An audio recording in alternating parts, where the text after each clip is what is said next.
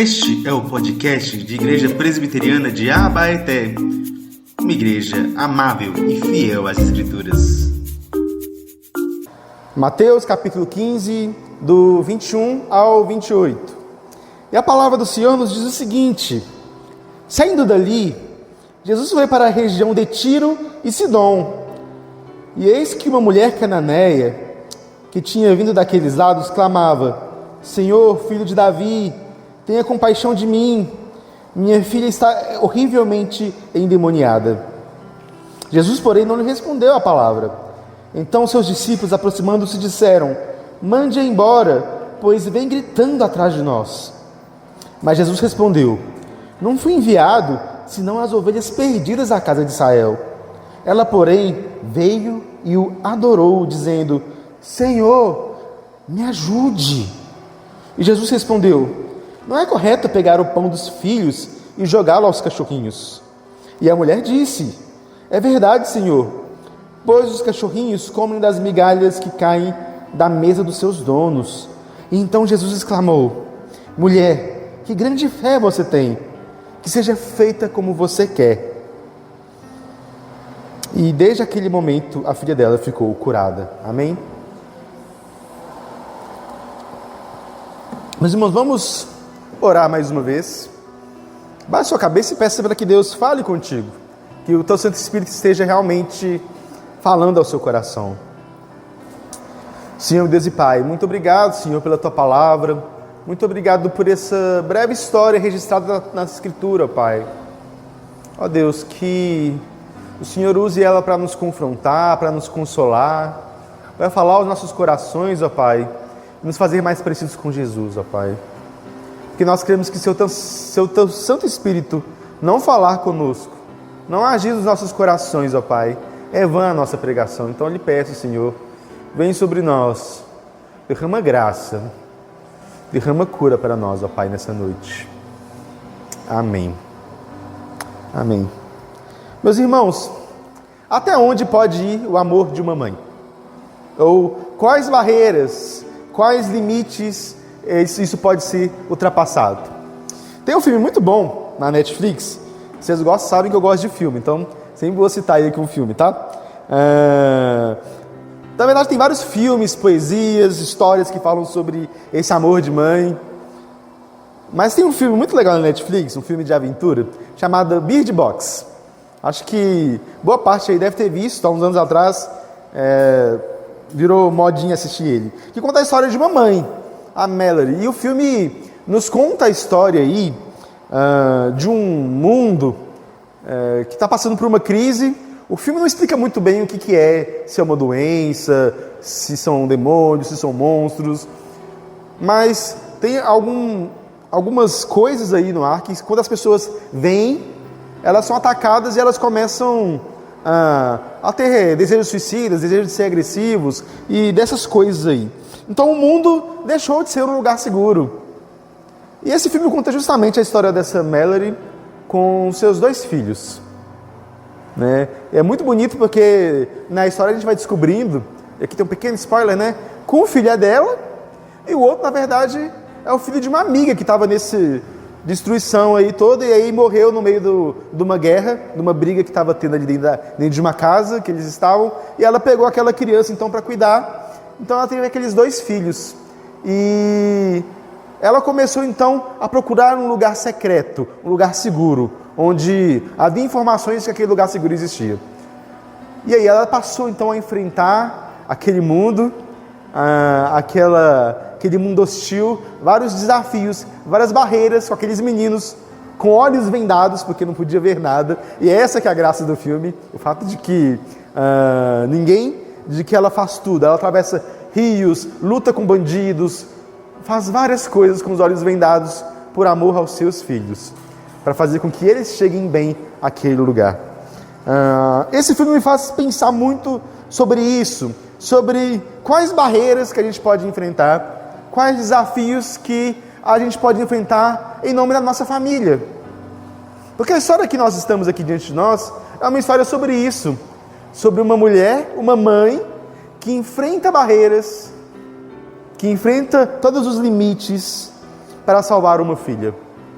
E quando a gente pensa então na família, a gente precisa pensar quais são as barreiras, os limites que nós também temos que enfrentar pela nossa família. Quais são as coisas que nós precisamos lutar? Bem, essa história, ela se passa aqui no contexto do capítulo 15 do Evangelho de Mateus. E é muito interessante porque essa história vai fazer um contraste, vocês vão entender. Mas no início do capítulo, Jesus aqui está meio que debatendo com os fariseus. Os fariseus, eles são os homens da religião, os homens da fé, os homens que deveriam reconhecer quem é aquele Senhor que está diante deles. Jesus como esse Senhor que é o Deus presente, o Emanuel, aquele que se fez carne, que está entre nós. Mas aqueles fariseus, por uma questão boba da lei, com relação à lavagem das mãos, começou a contender com Jesus. Por que seus discípulos não estão lavando as mãos? Por que seus discípulos não obedecem à lei de maneira correta? E isso é uma série de embates que Jesus vai tendo aí com esses fariseus. Então Jesus, ele, depois dessa disputa em que esses fariseus, esses homens da religião, esses homens da fé, eles não aceitam o ensino de Jesus, rejeitam a autoridade de Jesus, Jesus se retira para essa região distante, chamada Tiro e Sidom, uma região que fica ali ao norte de Israel, mas que já é fora dos limites da Galileia, fora dos limites de Israel. Jesus está ali andando em terra estrangeira. Então, era um lugar meio incomum para Jesus estar. Era um lugar meio incomum. O que Jesus estaria fazendo ali? Então, o texto nos diz essa mulher Cirofenícia ou Cananeia em algumas versões. E essa mulher, ela começa a meio que perseguir Jesus. Falar: Senhor, Jesus, vem cá. Jesus, vem cá. Me ajuda. A minha filha está muito doente. Ela tem um demônio no corpo. Me ajuda aqui, Senhor Jesus. E nessa perseguição dela, talvez alguns quilômetros aí perseguindo Jesus, gritando o nome dele, nos ensina algo muito precioso sobre amor, sobre fé, sobre perseverança. E eu quero que você repare nisso. Primeiramente, eu queria mostrar para vocês o problema que o texto está tratando para a gente. Nós temos essa mãe perseguindo Jesus no norte de Israel, e ela é uma gentia.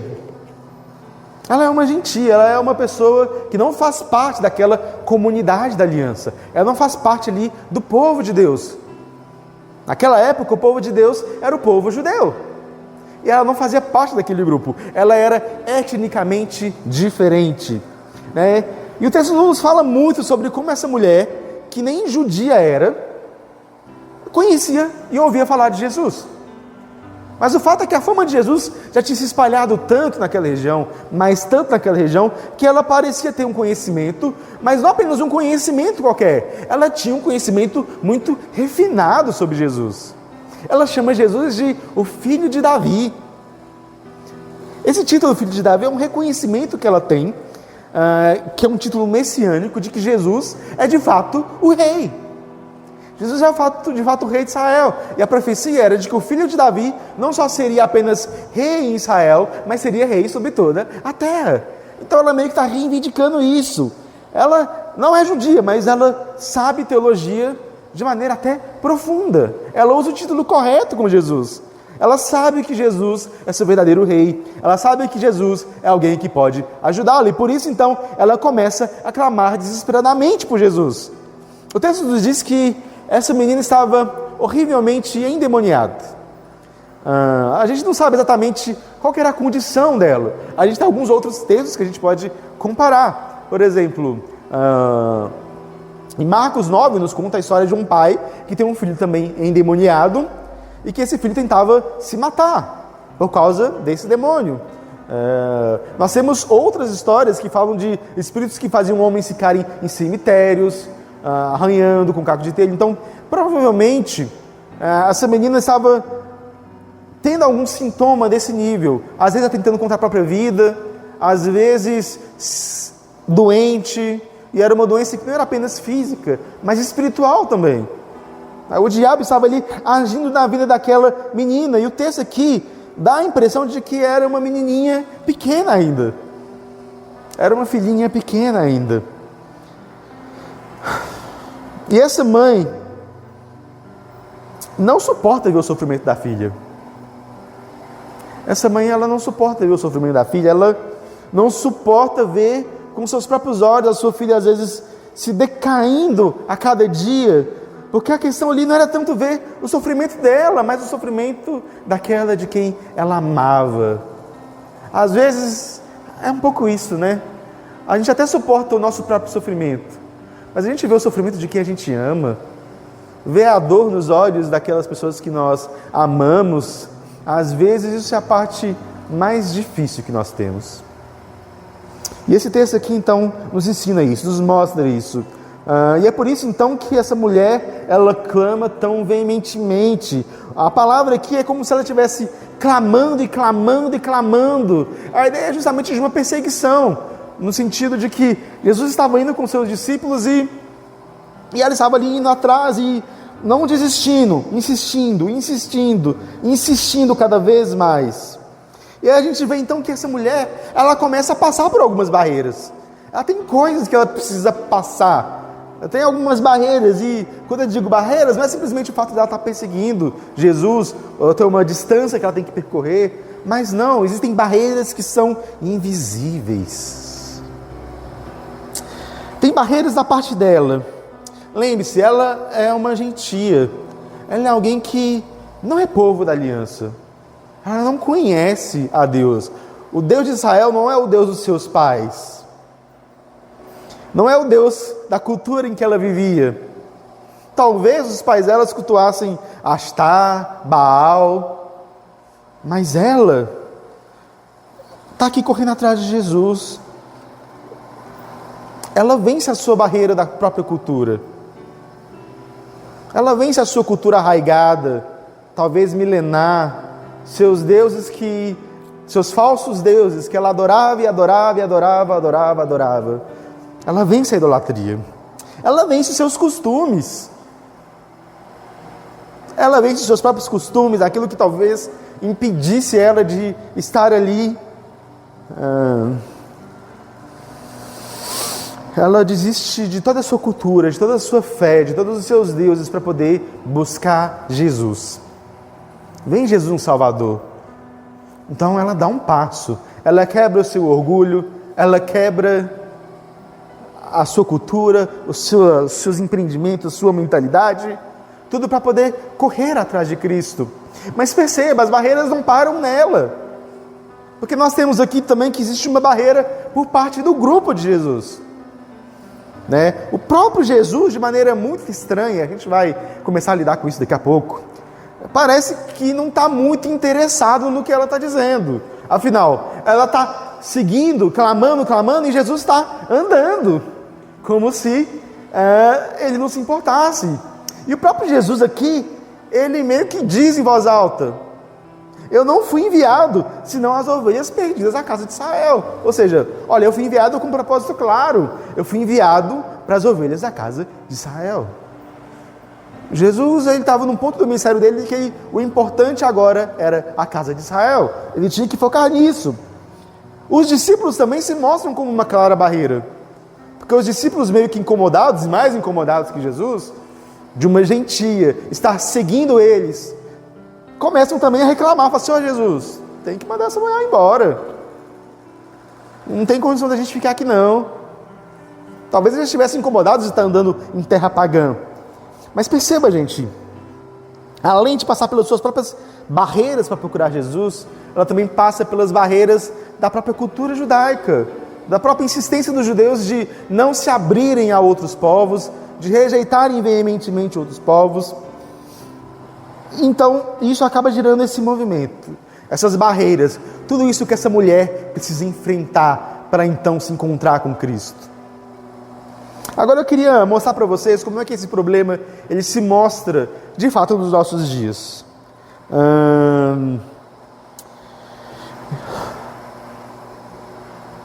Nós muitas vezes também temos problemas na nossa família.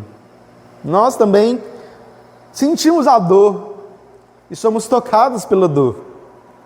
A dor daqueles que nós amamos, a dor daqueles que vivem e que, tanto dos nossos pais, dos nossos filhos, daqueles que estão nesse mesmo ambiente familiar. Não tem família que não esteja problema, não tem família que não esteja passando por sofrimentos, dores, lutas, porque a vida debaixo do sol, meus irmãos, a vida debaixo da maldição do pecado é cheia dessas coisas. Ela é marcada pela dor, é marcada às vezes pelo egoísmo, é marcada às vezes pelos nossos pecados que destroem uns aos outros, que destrói a nossa convivência, a nossa comunhão.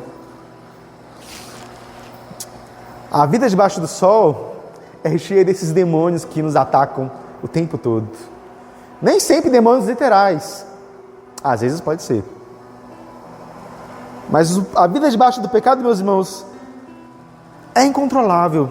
Do mesmo jeito que aquela mãe, ela estava passando por um problema que não estava da alçada dela resolver.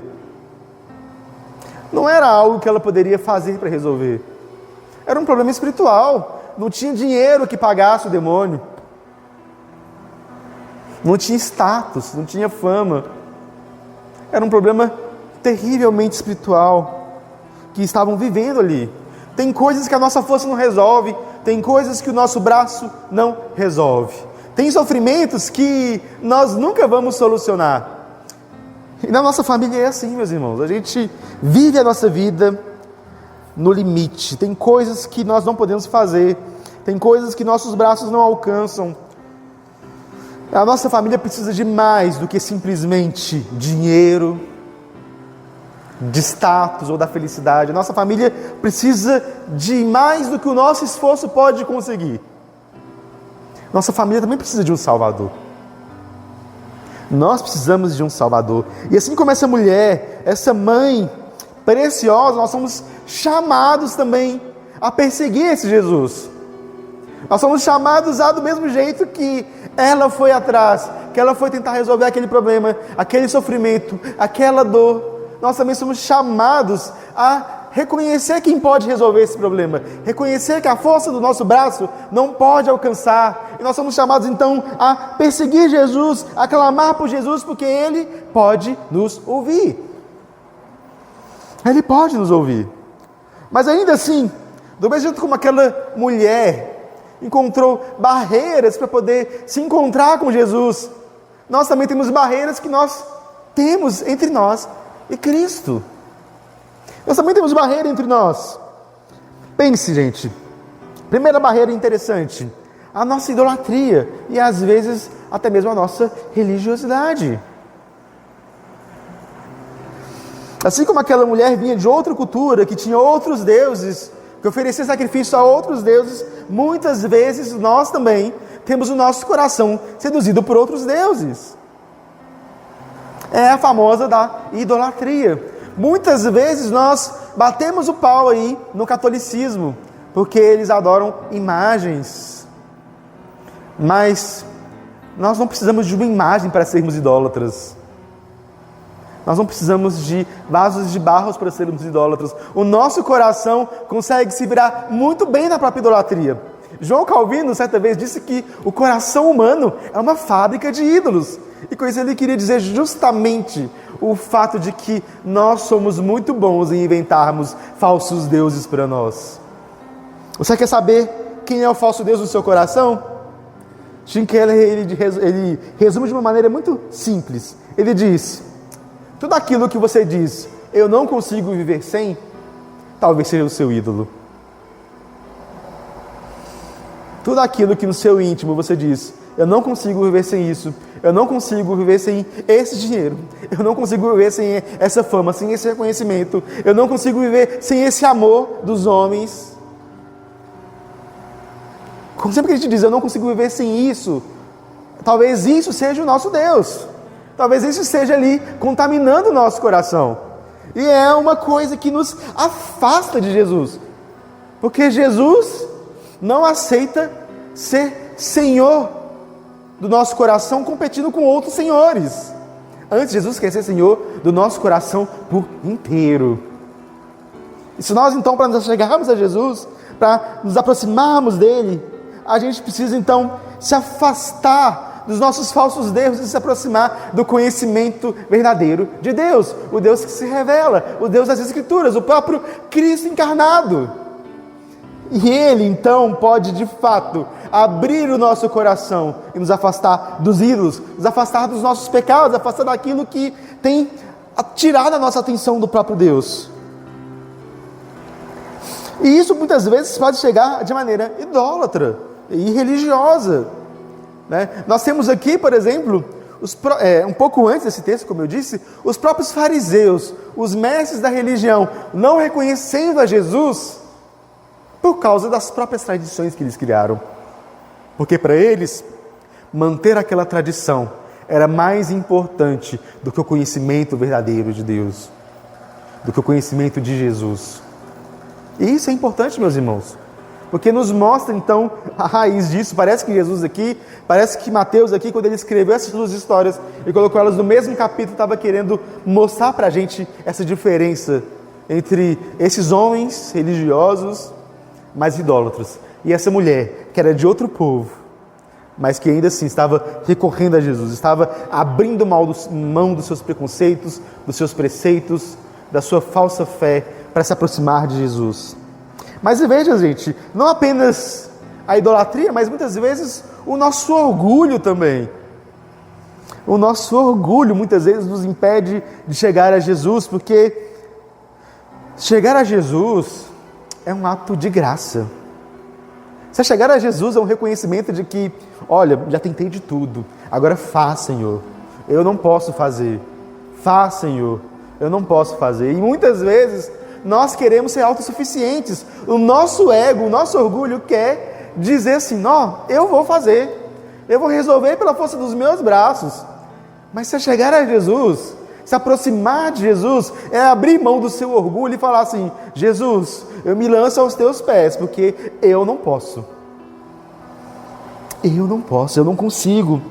A gente precisa dar o braço a torcer para Jesus, a gente precisa dar o braço a torcer para esse que é de fato santo. Muitas vezes nós agimos como se jogar os nossos problemas a Jesus, lançar as nossas dificuldades a Jesus, fosse humilhação demais para nós, algo que a gente não pode suportar mais não. Se lançar aos pés de Jesus, saber que Ele faz e que Ele pode, é algo que fala aos nossos corações, meus irmãos. Somente Ele. Essa talvez sejam as nossas maiores barreiras, nossas maiores dificuldades para chegar a Jesus, para lançar Jesus às nossas famílias e apresentar elas diante do altar de Cristo. Porque muitas vezes nós nos esquecemos, meus irmãos. Nós temos que entender que não existe nome maior do que o de Jesus. Nome do filho de Davi, aquele que de fato é rei, aquele que de fato se compadece das nossas dores. Jesus também passou por esse sofrimento. Jesus também passou nessa vida de ver as pessoas que Ele ama sofrendo. Às vezes eu fico imaginando Jesus na cruz, e Ele vendo Maria ali, a sua mãe, e a dor que ela estava sentindo. Maria, quando ela apresenta Jesus no templo, ela recebe uma profecia, né, de que a alma dela seria traspassada. E eu imagino que essa profecia estava se relacionando justamente com aquele momento da morte de Jesus. Ela vê o sofrimento do seu filho nos olhos. Mas é tão interessante que Jesus também se compadece dela. Jesus também vê a dor dela, de ver a dor dele. E Jesus, se compadecendo dela, diz: mulher, pega João aqui. João, pega essa mulher, a minha mãe, e toma ela como sua mãe. Cuida dela. Até na morte de Jesus estava sofrendo essas dores. Isso me lembra, meus irmãos, que Jesus é um Deus, Jesus é o Rei, e Ele não está ausente das nossas dores. Ele as entende. E por isso a gente pode, então, de fato, passar por cima do nosso orgulho, a gente pode passar por cima da nossa idolatria, dos nossos falsos deuses, da nossa religiosidade, dos nossos costumes, para se entregar de fato para Jesus, para dizer: Jesus, a minha família é muito complicada, A minha família briga demais. A minha família às vezes tem sofrimentos tão profundos. Mas o Senhor pode consertar, o Senhor pode curar, o Senhor pode agir. E nós podemos então levar as pessoas para Jesus e colocar a nossa família aos pés de Jesus, meus irmãos. Vamos ver então como isso pode ser feito. Voltando à narrativa então desse texto, essa barreira ela começa a ser vencida, mas parece existir aqui nesse texto uma espécie de contradição entre aquilo que Jesus diz e aquilo que Jesus faz. Como assim uma contradição? Vou explicar. Bem, a gente está falando dessas barreiras aqui, né? E Jesus, de alguma maneira, ele parece estar reforçando essa barreira, certo? A mulher começa a clamar e Jesus parece que está apertando o passo, reforçando a barreira. Quando a mulher começa a chegar a Jesus, e ela se chega a Jesus, e ela adora Jesus, e diz, e pede a ajuda de Jesus, Jesus ele diz, olha, eu fui enviado senão às casas de Israel. O que está acontecendo aqui? O que está acontecendo que Jesus ele parece não querer atender esse pedido dessa mulher? E a gente vê que Jesus ele sempre atende, né? Parece algo muito diferente do que a gente está acostumado, mas observe aqui que essas posturas de Jesus, essas falas de Jesus, parecem estar em contradição com aquilo que Jesus está fazendo. E eu quero voltar ao detalhe aqui, de que Jesus não estava no território de Israel. Jesus está dizendo, olha, o meu negócio é com a casa de Israel. Eu estou aqui para poder falar ao povo de Israel. Certo? Mas Jesus está passeando em Tiro e Sidom, a região cananeia, a região do norte. Essa mulher, essa mãe, não é como se ela tivesse andado metade de Israel para encontrar com Jesus em Jerusalém. Não, ela estava perto de casa. Jesus estava na vizinhança dela. E aqui já tem uma primeira coisa que a gente tem que entender. Jesus ele estava dizendo isso, mas ele estava se tornando acessível àquela mulher. Jesus diz, meu negócio é na casa de Israel, mas eu estou aqui dando uma passeada num lugar que se fosse para mim, está focado somente no povo de Israel, não era para estar aqui. Então Jesus está andando longe. O que Jesus estava fazendo ali? A agenda de Jesus, meus irmãos, não é uma agenda surpresa. Jesus não estava ali por acaso. Jesus não estava ali como se ele estivesse ali de boinha, vamos pescar ali em Tiro que os peixes lá são melhores. Não, Jesus estava ali com um propósito. E é muito interessante que logo depois que Jesus cura essa menina, o texto continua no versículo 29, saindo dali, Jesus foi para a ajuda do mar da Galileia, ou seja, ele voltou para a região de Israel. O que está acontecendo? Ora, provavelmente Jesus tinha um único propósito aqui naquela região, que era encontrar com aquela mulher. Então perceba, gente, embora Jesus esteja reforçando as barreiras, ao mesmo tempo ele estava se tornando acessível. Ele estava se colocando ali diante daquela mulher. Estava colocando aqui uma oportunidade para que aquele encontro fosse real. E então, mais uma vez, Jesus parece reforçar essa barreira. Quando ele então dá atenção para ela, ele ouve o que ela tem a dizer. Jesus ele faz uma metáfora que para a gente é meio estranha. Jesus olha para ela e diz, olha, a gente não pega o pão da nossa mesa e dá para os cachorrinhos. E aí, a gente às vezes acha que é meio ofensivo o que Jesus está dizendo para ela. A gente precisa ter que ter um certo distanciamento, né? Naquela época, naquela cultura, né? Xingar, falar que uma mulher, comparar uma mulher com uma cachorra, não era exatamente um xingamento. Dá para perceber, né? Salomão chamava as esposas dele de éguas de Faraó, né? Então a gente vê que eles tinham essa aproximação, mas não era um xingamento, né? Não era ali algo ofensivo como nos é nos dias de hoje. Então Jesus não estava ofendendo aquela mulher, né? Jesus estava ali naquela cultura dizendo e fazendo na verdade uma comparação. Olha, os cachorros não eram exatamente os animais mais bem-quistos naquela sociedade, diferente de hoje que a gente tem um monte de cachorrinho, né? A Mariane que tem mais ainda. Mas naquela época, não se tinha essa mania de ter cachorros de estimação. Isso é algo que foi ter mais profundamente depois. Mas já existiam alguns cachorrinhos que ficavam ali, que algumas famílias meio que adotavam, principalmente os pequenininhos, porque os maiorzão, eles eram meio agressivos e ninguém queria muito perto, né? Mas os pequenininhos, eles às vezes andavam ali. Mas ainda assim, esses cachorros não eram valorizados, a tal ponto de pegar a comida da mesa e dar para os cachorrinhos. Era algo impensável. Pensa, gente, que muitas vezes, né, aquele contexto ali é um contexto de profunda escassez, de profunda pobreza, né? Então o povo não ia pegar a comida deles e simplesmente dar para os cachorros, né? Talvez eles tivessem que preparar outra coisa para os cachorros, a gente não sabe exatamente como era. Mas é interessante porque Jesus então está reforçando isso, falando assim, olha, é verdade, você tem essa, mas a gente não pode dar as promessas da aliança, as promessas do povo de Deus, para quem não é parte do povo de Deus. É mais ou menos essa metáfora que Jesus está dizendo. Ora, a gente não pode chegar aqui e dar algo do povo de Deus para quem não é do povo de Deus. É como se ele tivesse assim, você está meio fora de ordem aí, né? E aquela mulher, então, ela não se dá por vencida.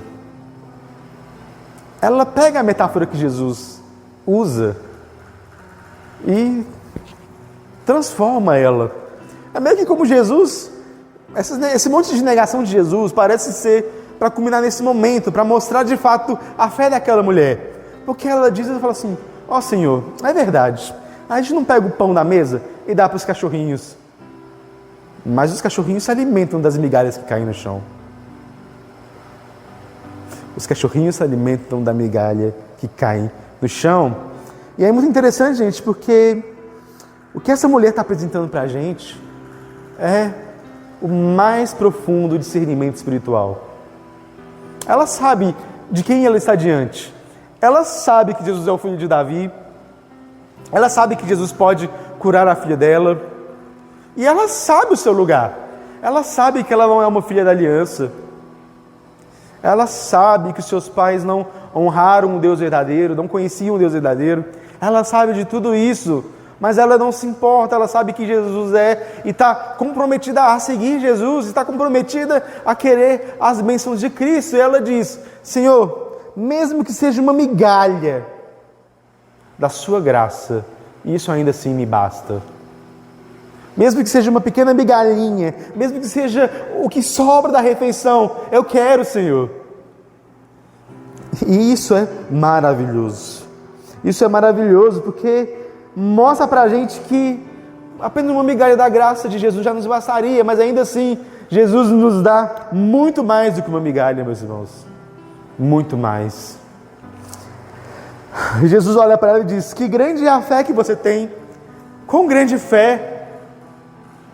Como você é iluminada, minha filha, por ter fé.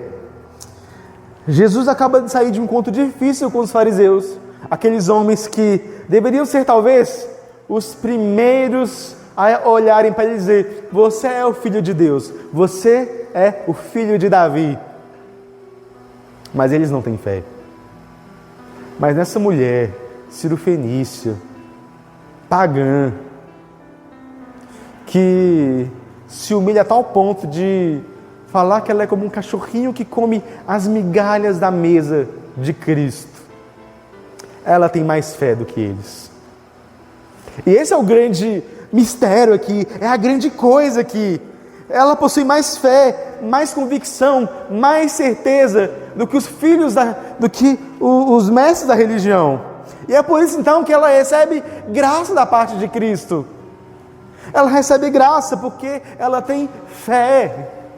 Essa fé dela é tão grande, mas tão grande, que ela se basta apenas com uma migalha, mas Deus vai lá e dá para ela graça. A filha dela é curada, a filha dela é restaurada, a filha dela é transformada, e ela pode então vencer essas barreiras, quase como se ela estivesse desvendando os olhos para poder contemplar Jesus. Meus irmãos, isso nos ensina algo, e a gente pode aplicar isso para a nossa própria vida. Esse desfecho desse texto se aplica a nós. Primeiramente, assim como aquela mulher tinha suas barreiras, nós também temos as nossas barreiras para chegar até Jesus, Mas é muito interessante porque, assim como Jesus se tornou acessível àquela mulher, como ele visitou aquele bairro, Jesus também se faz acessível a nós hoje. Jesus não está distante de nós. Ele não está longe, antes ele está muito perto. Jesus também invade o nosso bairro. Jesus se faz acessível a nós, ele se faz acessível a nós de tal modo que ele assumiu a nossa natureza, justamente para pagar o preço dos nossos pecados. Ele se faz presente diante de nós por meio do Espírito Santo, que fala aos nossos corações. Ele se faz presente. A gente muitas vezes acha que aquela mãe venceu as barreiras, né? A gente acha que, perceba, não estou desmerecendo a atitude dela, ela foi diligente em seguir Jesus, mas de algum modo a gente não pode se esquecer que Jesus agiu na vida dela primeiro. Jesus se fez presente, Jesus se fez acessível, e Ele se faz acessível a nós hoje. Jesus está presente aqui, por meio do seu Santo Espírito. Foi Jesus que te trouxe aqui hoje à noite. Foi Jesus que te trouxe para ouvir a palavra e que colocou essa palavra nas suas mãos. Ele se faz presente, Ele se faz acessível a ouvir a nossa voz, a ouvir o nosso clamor, a ouvir o nosso toque. E essa mulher parecia saber disso. Jesus está pronto, meus irmãos, Ele está pronto para estar diante de nós, para atender a nossa oração, para quebrar os nossos ídolos, para quebrar o nosso orgulho. Ele está pronto, Ele está diante de nós, para poder quebrar o nosso coração. E essa mulher sabe disso, e nós sabemos também. Por isso ela se prostra de joelhos diante de Jesus. Esse aqui nos diz algo muito interessante, nos diz que ela o adora. Nós também podemos adorar Jesus nessa noite. Ela humildemente clama por uma migalha de graça.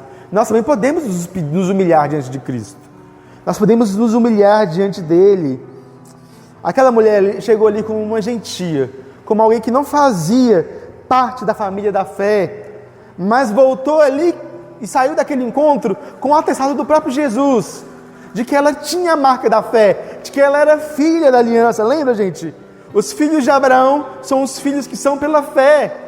E aquela mulher gentia não saiu apenas com a sua filha curada, mas ela saiu também com a marca da fé. Jesus olha para ela e fala assim: olha, você tem fé que eu nem vi em Israel. Ela volta ali agora como uma filha da aliança, como alguém que faz parte do povo de Deus, porque o povo de Deus não é sobre carne e sangue, não é sobre etnia, não é sobre de quem você descende ou não. A família de Deus é a família da fé. O povo de Deus é o povo que é tomado pela fé. Esses são os verdadeiros filhos de Abraão. E agora a sua relação com Jesus foi redefinida, e redefiniu a sua identidade, e pode redefinir a sua também. Jesus, ele se faz perto, ele transforma a vida daquela mulher.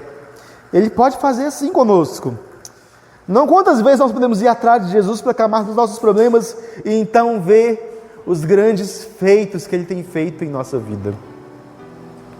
Quantas vezes nós já não clamamos, não choramos, não nos humilhamos diante dEle? Quantas vezes nós não colocamos nossos pedidos diante de Deus e então Ele nos ouve e Ele faz e transforma o nosso coração?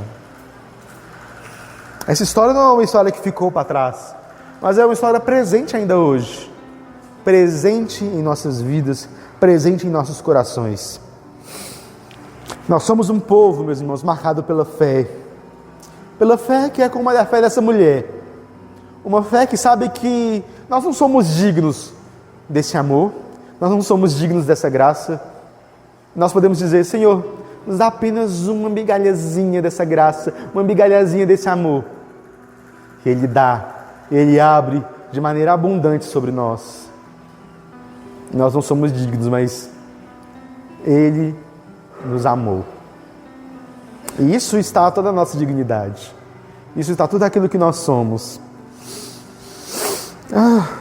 Essa manhã nos lembra então, meus irmãos, de algo muito importante. Mais do que o nosso esforço por nossa família, mais do que as nossas obras, mais do que a gente pode dar pelos nossos filhos, Mais do que tudo isso, nós precisamos da graça de Jesus. Nós precisamos dessa graça. Essa graça que quebra corações, essa graça que transforma, essa graça que reforma. Nesse Cristo que dá essa graça, que nós podemos comer dessa graça, nós podemos tocar essa graça, Ele se faz presente aqui. Nós podemos confiar que Cristo tem o melhor para nós, que Cristo tem o melhor para a nossa família, amém? Oremos então, meus irmãos, para que essa realidade se torne presente em nós, para que essa confiança se faça presente.